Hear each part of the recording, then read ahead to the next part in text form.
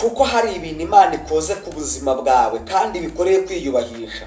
Imana ishimwe. Imana igukuyeho igitutsi cy'abanyamahanga. Imana iciye agasuzuguro k'abari baragusuzuguye. Imana ihinduye amateka y'ubuzima bwawe. Imana irakurwaniriye. Imana iguhaye ubuzima. Imana ihimbazwe. Nyemera ahantu uzamure harura y'usinzi ubwira Imana ngo ndagushimiye kubw'imirimo n'ibitangaza ukoze. Ndagushimiye ko undwaniriye. Ndagushimiye ko unkuye ahama by'abantu bari barasize. Ndagushimiye ko uyu munsi wa none unetuye. Ndagushimiye ko uyu munsi undwaniriye. Ndagushimiye ko bw'itsinzi yawe. Ndagushimiye ko uhinduye amateka. Ndagushimiye ko hari ibyo ukubise ku buzima bwanjye byari byarampagurukiye. Ndagushimiye ko hari ibyo utsikamiye ku buzima bwanjye byari byarampagurukiye. Imana ihimbazwe. Zamura hariro yishimwe. Shimira Uwiteka ko bw'imirimo Imana ikoze ku buzima bwawe.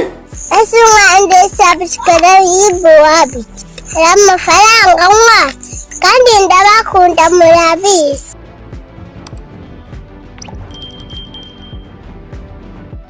Izina rya Yesu, nizere ko mwese mumeze neza kandi mukomeye mushima Imana muri amahoro. Nongeye kubasuhuza. Nizere ko mwese mwaramutse neza kuri iki gitondo cyiza cy'umugisha cyo ku itariki ya 4 y'ukwezi kwa 7 2025. Nizere ko mwese mumeze neza kandi mukomeye. Hanyuma ndabasuhuje mu izina rya Yesu ahantu mwese muri mugubwe neza muri iki gitondo cy'ibiruhuko.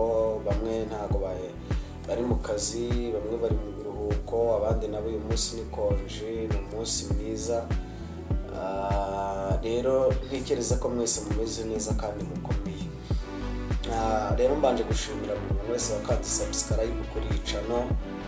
Musabiye umugisha mbikuye ku mutima. Imana imuhereze umugisha. Hanyuma rero iki gitondo cyiza ndashaka ko tuganira ku ijambo ry'Imana, kandi ijambo rihindura, rigira aho rivana umuntu, rikomeza umuntu.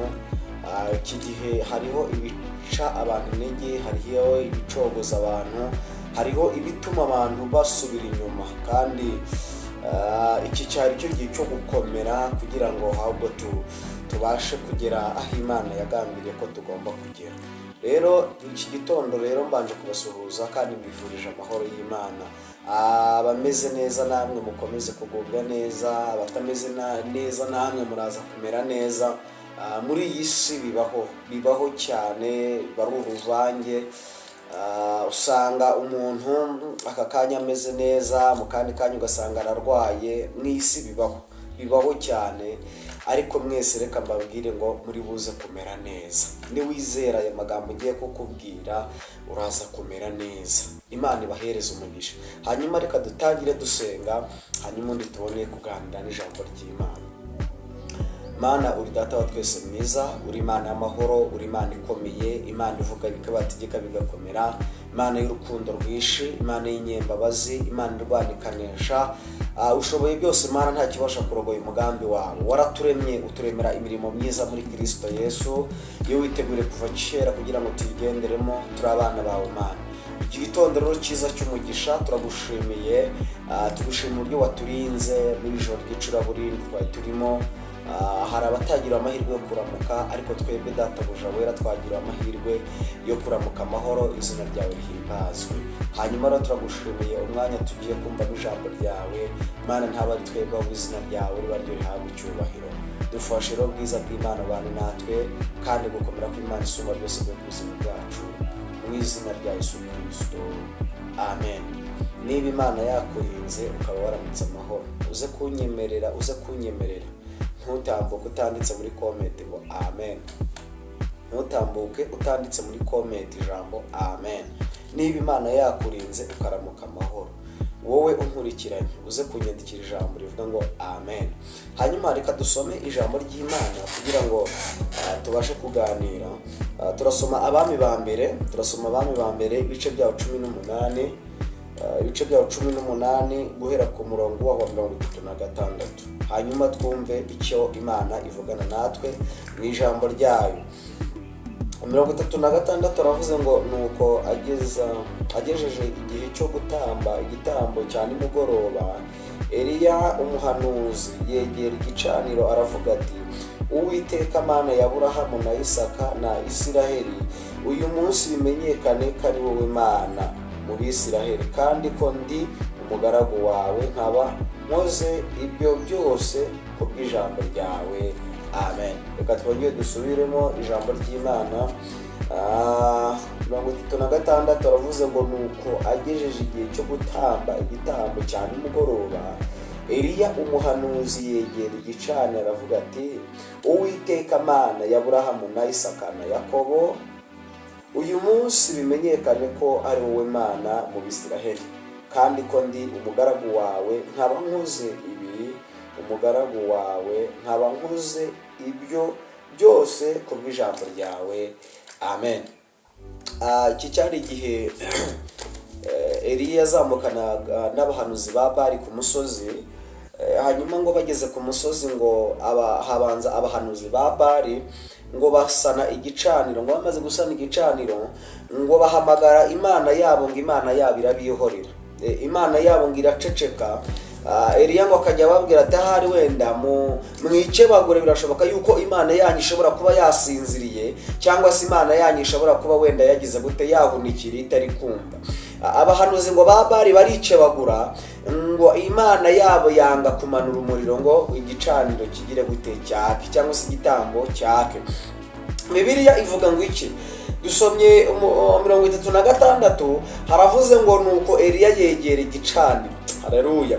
Ngo arabanza asana igicaniro, ngo amaze gusana igicaniro, ngo arangije ngo ahamagara Uwiteka, aravuga ngo, Mana ya Aburahamu na Isaka na Yakobo, aravuga ngo, uyu munsi wa none bimenyekane. Haleluya. Uyu munsi wa none bimenyekane ko umugaragu wawe, ko ndi umugaragu wawe, bimenyekane kuri aba bantu bangose, bimenyekane kuri aba bahanuzi ba Bali bangose, bimenyekane ko ari wowe Mana. Abanza ahamagara Imana ya Aburahamu na Isaka na Yakobo, ngo arangije aravuga ngo uyu munsi bimenyekane. Bibiliya iravuga ngo arangije asana igicaniro, ngo arangije ahamagara Uwiteka. Uwiteka ngo amanura umuriro, ngatwika igitambo, ngo elato babesa labini okota igera sika.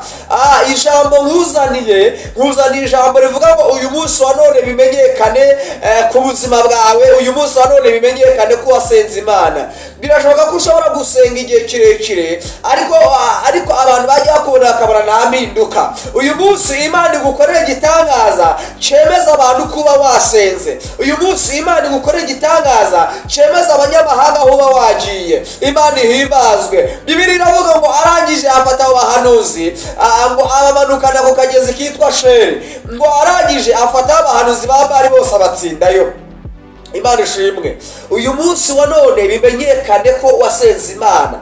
Ngo arangije avuga ngo uyu munsi wa none bimenyekane. Umva wowe undeze amatwi, uyu munsi wa none bimenyekane ko wasenze Imana. Uyu munsi wa none Imana gukorera ikintu gifatika. Uyu munsi wa none Imana ihindura amateka y'ubuzima bwawe. Uyu munsi wa none Imana yerekane kuri wowe, abantu basobanukirwe Imana usenga iyo ariyo. Imana ihimbazwe. Reka nkubwire ijambo rimwe, niba hari ikintu cya mbere kigora mu buzima ni ugusenga, ariko nta mpinduka. Uyu munsi impinduka zigaragare ku buzima bwawe. Uyu munsi wa none bimenyekane ko usenga Imana. Imana ihimbazwe.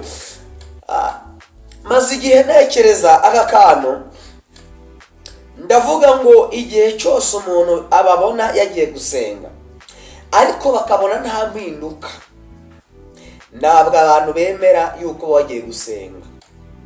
Umva itangazo ngiye kuguha muri iki gitondo. Izere kuko Uwiteka aje kugaragaza impinduka y'ubuzima bwawe.